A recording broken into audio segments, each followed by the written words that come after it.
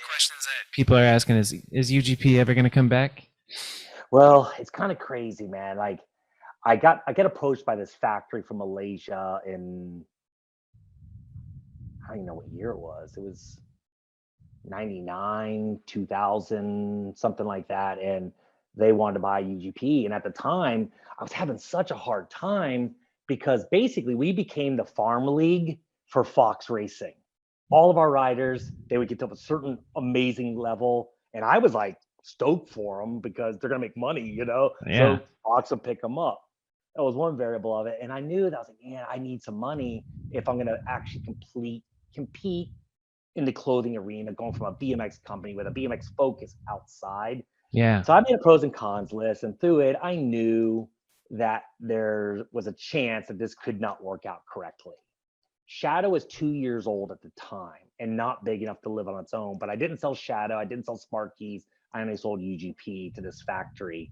And honestly, man, like it was crazy, man. Like I sold it to them and I would start going to their new office, which was weird. They got like a really expensive location. Now, one day I go to their office and they're like, "Hey, we're gonna fire the team." I'm like, you can't fire the team. I know some of these dudes have been with me for like 10 years. I was like, Yeah. and then I come in the next day and they're buying Herman Miller furniture, which I love Herman Miller furniture, but at the time we're like, hey, you can't be talking about firing people and buying expensive furniture, which we could sit on boxes if we had to. Yeah, for You real. know what I mean? So honestly, at that time, I'm the kind of person I won't do anything solely for the sake of money. Yeah. And I had to take a deep breath and I could have milked it. I could have easily stayed on, made easy money, not done shit, but that's not me. And I quit. And it was insane because then I had to go back to reality and was like, oh shit, Shadow's not big enough. And it's crazy. If you go back and look at the first t-shirt collection, it's like the most angry t-shirt, like skeletons cutting heads off, like skinless women that have like stripper hands with dollar You're talking about bills Shadow, on. right? Yeah, Yeah. like Okay. all that Yeah. collection. Go back and look at that collection.